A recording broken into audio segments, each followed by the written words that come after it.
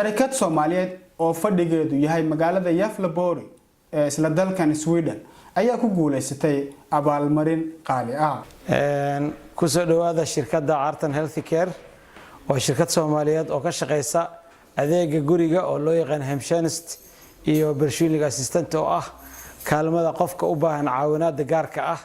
shirkaddan waxay jirtaa muddo 3 sanadood iyo bar ah.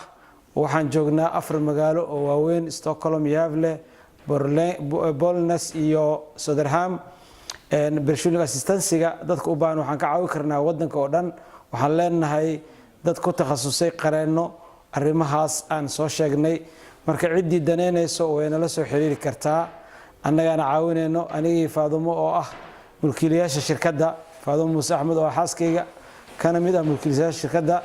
waxaan leenahay ku soo dhawaada shirkadda Artan Healthcare oo sanadkan ku guuleysatay abaalmarinta shirkadda sanadka ugu wanaagsan 2014 oo ku beegneed maalintii Khamiista 17 September ayaana la guddoonsiiyay.